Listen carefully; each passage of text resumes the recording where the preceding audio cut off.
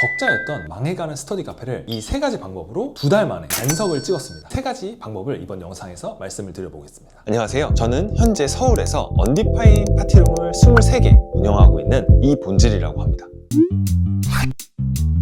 안녕하세요, 본질님. 스터디 카페를 처음 인수하셨을 때 어느 정도 상태였나요? 방치된 상태라고 느껴질 정도였나요? 그랬던 것 같긴 해요. 사람도 많이 없고 답답한 느낌도 되게 강했었어요. 창문이 없었나요? 창문이 있었는데 네. 전 주인께서 창문을 시트지로 다 막아놨었어요. 그래서 더 답답했던 것 같아요. 환기 시설이 있어도 쾌적함은 좀 떨어지긴 했었죠. 거기가 망했다는 건 운영이 잘 안 됐다는 얘긴데 어떤 문제가 제일 심각했던 것 같아요? 일단 제일 심각했던 문제는 손님이 많이 없었다. 스터디 카페는 공부하는 사람들이 좀 있어야 나도 열심히 해야겠다 이런 분위기가 있잖아요. 거기는 처음에 제가 봤을 때 느낌은 주민센터 독서실 같은 가끔 사람 있고 이런 느낌이었죠. 아까 말씀하신 인테리어도 영향이 있고 또 다른 이유가 있을까요? 마케팅도 되게 빈약했었고, 그리고 스터디 카페는 관리가 되게 중요해요. 스카 빌런 이런 거 들어보셨어요? 짤들이 되게 많아요. 이런 행동하면 뭐 스카 빌런이다. 그런 것들을 관리자가 관리를 안 해주면 나중에 손님들이 떠나거든요. 어쨌든 문제가 있어서 주인분이 내놓으신 거고 그거를 본질님이 인수를 하신 건데 리뉴얼을 해야 되잖아요. 문제점을 개선을 해야 되는데 공사를 하려면 그 기간 동안에는 손님을 못 받잖아요. 그러면 기존에 결제를 했던 고객분들은 어떻게 설득을 하셨어요? 미리 저희가 한 3일 정도를 리뉴얼 공사를 한다고 발표를 했어요. 그랬더니 기존에 공부하시던 분들 불만이 생기죠. 그래서 그분들한테 2주 무료 이용권을 준다고 했더니 화내거나 싸우러 오시는 분들은 다행히 없었어요. 어쨌든 더 많은 신규 고객들을 유치를 해야 되잖아요. 그렇게 하기 위해서 어떤 방법들을 쓰셨나요? 일단은 첫 번째로 저희가 중요하게 생각한 게 인테리어였어요. 아무래도 스터디 카페는 그 시설, 인테리어의 중요성이 되게 크잖아요. 거기서 24시간 공부를 하는 사람들이니까. 그래서 아까 말씀드렸듯이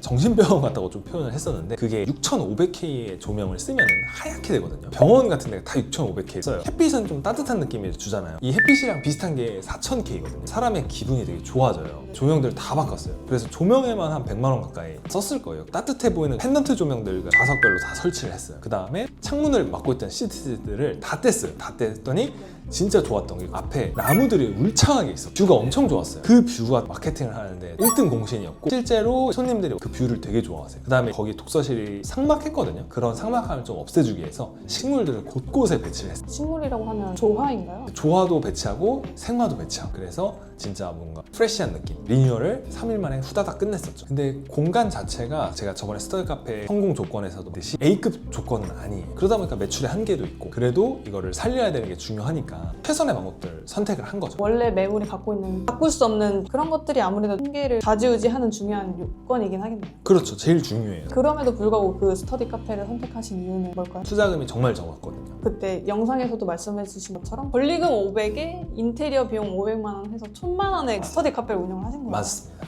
그러면 아까 마케팅도 어떤 식으로 바꿨는지 궁금해요. 일단 스터디 카페 마케팅에서 제일 중요한 거는 체험이에요. 왜냐면은 스터디 카페는 사람들이 자주 옮기는 그런 사업이 아니잖아요. 한 곳에서 심리적 락인이 생기면은 그러면 거기서 계속 공부를 한단 말이죠. 갑자기 여기 스터디 카페 오늘 갔다 저기 스터디 카페 갔다 이렇게 잘 안 해요. 그렇기 때문에 본질이 좋다는 가정하에 체험을 해주면은 와서 하루만 공부해봐라 공짜로. 그러면은 이제 와서 공부를 해요. 여기가 환경도 괜찮고 관리도 빡세게 하니까 나 여기서 계속 공부하고 싶네? 너 여기 마음에 들지? 그러면 우리가 30% 쿠폰 줄 테니까 한 달 결제해봐. 그래서 하루 무료 체험을 하게 하고 그 다음에 한 달 동안 해보고 여기 또 괜찮네? 그럼 그때부터 계속 재결제를 하는 거예요. 이런 방식으로 마케팅을 했었습니다. 근데 어쨌든 이런 마케팅도 그 공간이 갖고 있는 본질이 좋아야만 먹히는 것들이네요. 맞아요. 본질이 가장 중요하죠. 그래서 여기는 진짜 공부하는 사람들만 오는 스터디 카페다. 규정을 되게 빡세게 했어요. 경고 3번 먹으면 환불 규정에 따라 환불 처리하고 퇴출.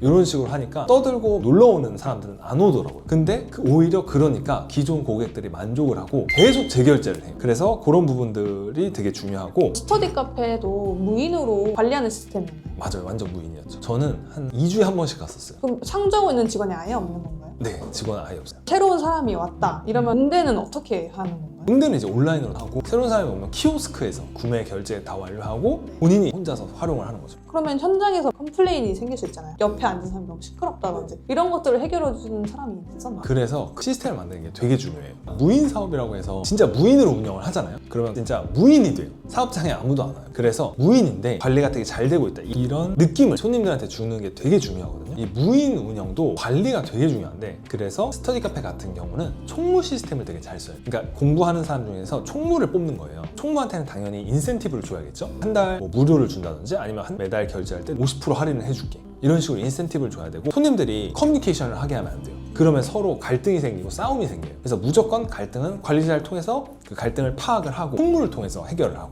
즉각적인 이 피드백이 이루어져야 됩니다. 안 그러면 손님들이 여기는 관리 안 하는 스터디 카페구나 이렇게 생각을 해서 그냥 다른 데로 옮겨버리거나 이런 경우도 빈번히 발생을 해요. 그러면 스터디 카페 그런 빌런들의 유형이 있나요? 정말 다양한데, 학생 같은 친구들끼리는 뽀뽀를 한다든지 코골고자 한다든지 키보드를 막 탁탁탁 치는 그런 사람들도 계시고, 그래서 그런 것들을 다 관리를 해줘야 돼요. 키보드 존을 따로 만든다든지, 그리고 연애하고 시끄럽게 하고 이런 사람들은 바로 환불 처리해주고 내쫓는다든지, 이런 관리들을 해주는 게 가장 큰 포인트입니다. 알겠습니다. 스터디 카페 매출은 이 좌석수가 많아야지만 매출이 올라갈 것 같아요. 이게 맞나요? 처음에 다들 좌석수가 많으면 매출이 높을 거라고 생각을 하거든요. 사실은 아니에요. 그러면 한 사람당 그 스터디 카페에서 내가 점유하는 면적은 줄어드는 거예요. 그러니까 쾌적함이 달라지는 거예요. 100평에 100명이 들어가 있는 거랑 50명이 들어가 있는 거랑 어떤 공간이 더 좋으세요? 50명이 들어간 공간이. 그래서 사실 그렇게 좌석수를 만들면 안 돼요. 그러면은 처음에는 사람이 많아서 매출이 높을 수 있어도 지속성이 약해져요. 근데 스터디 카페는 아까도 말했듯이 지속성이 제일 중요해요. 한 사람이 계속 결제를 해서 그 공간에서 만족을 하고 사용을 해야 되는데, 그렇게 하려면 이거를 서비스업으로 보는 게 아니라 임대업으로 보는 거예요. 그러면 대부분 그런 스터디 카페들은 오래 못 갑니다. 사실 스터디 카페 사업의 본질은 좌석수보다 환경이에요.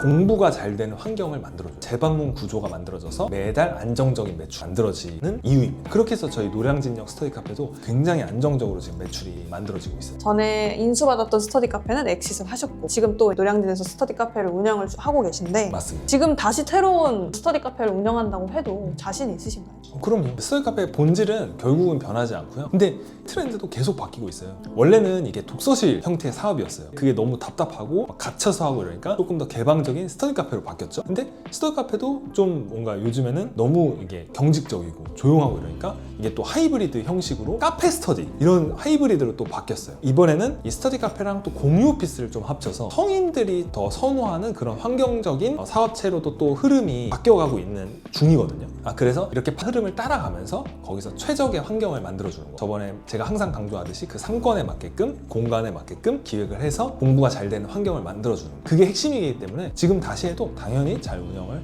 하고 안정적인 매출을 만들어낼 수가 있습니다. 많은 분들이 스터디 카페를 그냥 단순히 시설 사업이라고만 생각을 하시는데, 이 스터디 카페의 본질을 보면 결국에는 서비스업이에요. 고객이 공부가 잘 되는 환경을 만들어주는 게 가장 중요합니다. 이번 영상이 도움이 되셨다면 구독과 좋아요, 알림 설정까지 부탁드리겠습니다. 다음 영상에도 더욱 유익한 내용으로 찾아올게요. 감사합니다.